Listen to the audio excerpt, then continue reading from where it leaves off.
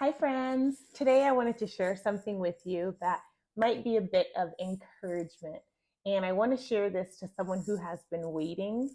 I want to share this for the sister who has been waiting on God to answer that promise, whatever that promise is, whether it's a new relationship with Christ, whether it's to mend that friendship with a sister or that parent, a house, a job, whatever it is that you feel you've just been waiting for. It can be something bigger, like maybe you got a call from a doctor and you're waiting for an updated answer. I'm not sure what you're going through, but I wanted to encourage you with this chapter that I'm getting ready to read in John. And we've all heard this story before. And if you haven't, I'm going to read it for you, so don't worry. But I want to share a couple of things because there's a few things that stands out in this, and I'm going to try to keep this short, but no promises. So I'm going to be reading John chapter 5, starting at verse 1. Starting at verse 1. And it says, I'm reading out of the NLT. So it says, afterward, Jesus returned to Jerusalem for one of the Jewish holy days. Inside the city, near the sheep gate, was a pool of Bethesda with 5 covered porches. Crowds of sick people, blind, lame, or paralyzed, lay on the porches. One of the men laying there had been sick for 38 years. Then Jesus saw him and he knew him. It says, when Jesus saw him and knew he had been ill for a long time, he asked him, would you like to be well? The man replied, it says, I can't, sir, the sick man said, for I have no one to put me in the pool when the water bubbles up. Someone always gets in ahead of me. Jesus told him, stand up, pick up your mat, and walk. Instantly, the man was healed. He rolled up his sleeping mat and began walking. So there is so much in this story, and I'm going to try my hardest to keep it short. But oh my gosh, there's so much in this story. Okay, so what I am trying to, I guess, convey to you, how I'm trying to tell you the way the Holy Spirit gave it to me. So if I stop a little bit, I'm sorry. I'm just trying to make sure I'm getting it right. But I love that it said one of the men were lying there. He was sick for 38 years. I don't love that part. I'm sorry. I didn't mean to say that. But it says he was sick for 38 years. I sometimes have to stop myself when I read these stories and be like, Markeisha, you are so ungrateful. This man was sick for 38 years. 38 years. Sometimes I complain when I have stomach cramps. I'm like, oh God, oh my gosh, I hate Eve. I can't believe this is happening to me. Poor me, whatever. And I have cramps for what, like 6 hours, one day, or maybe 3 days, maybe. This man was in I don't know what type of pain, but it says he had been sick 38 years. 38 years. That's older than I've been on this planet. And sometimes it just makes me, reading this, it makes me put my life in a different perspective. Like, you know what? God is so good. I'm not sick. I'm not without. Yes, I don't have this or I don't have that. Those are things that I want. They're not things that I have that I need. So that was the first thing that stood out to me, was like, count your blessing. You need to understand that someone always has it worse than you. And yes, someone always has it better, but don't focus on that. Keep your focus on Christ. But I'm not going to get into that. So the first thing that stood out, that was verse 5. The next thing, it says, when Jesus saw him and knew he had been ill for a long time. Jesus knows. Jesus knows everything. God knows what we're going through. God knows the trials. God knows our battles. God knows what we have in front of us. And that is why he is the best. That's why he's such a good God. That's why he's such a caring God, because he knows so much. So I love that.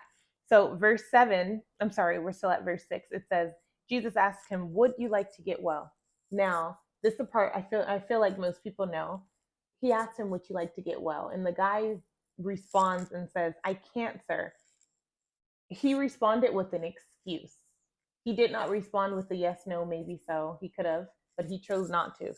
He chose to respond with an excuse. And how many times have God asked us a question and we respond to him with an excuse? How many times has God says, like, well, what are you doing with your time? And instead of saying, like, you know what, I just didn't make time, we come up with excuses like, oh, well, I had to work and then I was so tired. I didn't feel like reading. I didn't feel like studying. So I just watched TV just to like ease my mind, and then I went to bed. Like, how many times do we have excuses when it comes to going to the Father, going to being with Him, when God is trying to help us, right? Because some of the times we want things, but we don't want to work for them. So for the girl that's trying to build that business, but you're only working on it 2 hours a week, I don't know how many hours we have a week, but I know we have 24 in a day. So if you're working on it less than once a day, and God is asking you, like, okay, yeah, I want to bless you. I want to build your empire. I want to build whatever this thing is. But are you working on it yourself? And your excuse is, oh, well, instead of saying yes to what he's asking. Do you get what I'm saying? I hope I'm not blurring the lines.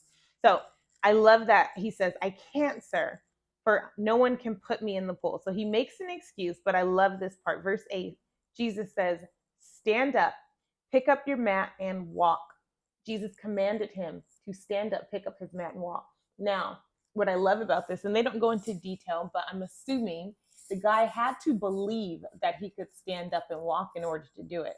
And we see from verse 5 and 6 to verse, 8, something happens, something transforms inside of him. He went from God asking him a question and he's making an excuse. He's playing the victim. He's playing like, oh, poor me. But from, you just read a couple verses down, Jesus says, stand up, pick up your mat and go.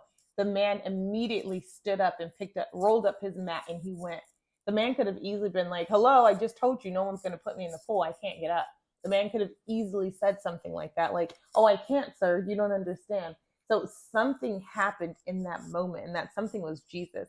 When you invite Jesus into your situation, something magic happens.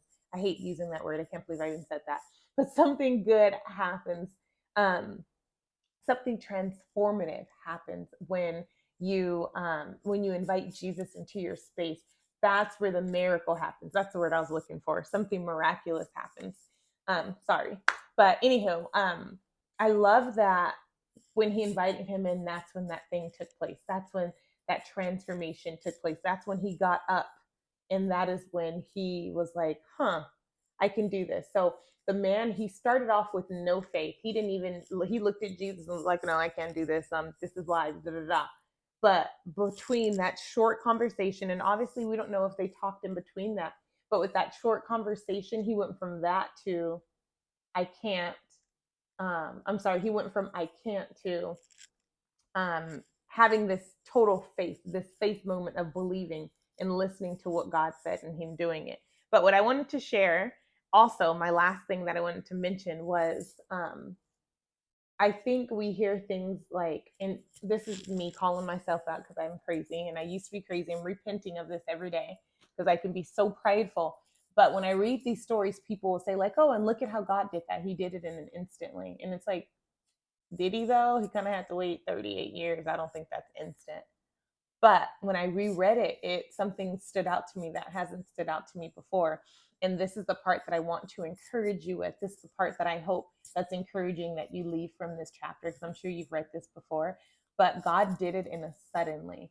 God didn't tell this man, because there are plenty of stories in the Bible where God's like, oh, I'm going to make some mud and spit and put this in your eye. Then you go wash a couple times and you come back and da da da, whatever. God just commanded it. He just used his mouth and said, get up. And the man listened and he got up, and instantly he was healed. God didn't say like, get up, I'm going to help you to this one area. I'll help you put you in the pool. And then you might have to come back every couple of days. Like your knees might be a little wobbly and, for the next 6 months, but eventually you'll be healed in like a year or so. Like God didn't do that. He instantly healed him. So back to my whole point of this was, to that girl that's waiting, to that girl that's waiting on her husband, to that girl that's waiting on that job, to that girl that's waiting on whatever. God can do it in an instant. It might be like 5 or 6 years that has gone by, but God can do it in an instant. And the example that came to me was myself, actually. And I was just thinking, like with marriage, for example, I've been single, abstinent, not dating, because the dating pool is, my gosh, the pool boy has not come by the dating pool in a while. Let's just say that. It's a hot mess out there. But I can easily sit on my high horse and be like, God, I've been single like 8 or 9 years. I don't understand what's going on. Like, I'm not getting younger. I don't understand. But God can do it in an instantly. I can walk out of this front door and meet my husband walking by. He can be lost in the hallway. I can walk out of this front door and go to the gas station and he can be parked behind me. I don't know. But God can do it in an instant, and it doesn't have to take a long time. Like you meet those couples that are like, oh, we met and, we were engaged and, it took us 6 years to finally get married. God can introduce you to your husband and you can meet that person and be married to that man in 6 weeks, seven, like, you know what I mean? So I'm just saying, understand that God is in control and his timing is perfect. Understand that God can do anything he wants in a suddenly. So for that girl that's waiting, for that girl that's just sitting like, why not me? How come this person, she met her husband and she's not even Christian or she's not even this? And, whatever those thoughts might be, understand that God can do it in a suddenly because it says right here, God knows what we're going through. So I just wanted to encourage you that around you, it might look like nothing's happening. I don't know what's going on, but God can do it in a suddenly. So hopefully that encouraged you. I ran on and on and on as I always do, but I hope that encouraged you to understand that um, God is a God of miracles. God is a God of outside of time. What took someone 7 years to get, God can deliver to you in 7 days, 7 hours, 7 minutes, whatever. I don't know what that thing is. So I just encourage you to put that thing back in God's hand, continue to pray over it, and allow God to do what he wants to do in it. All right, guys, I will see you later. Bye.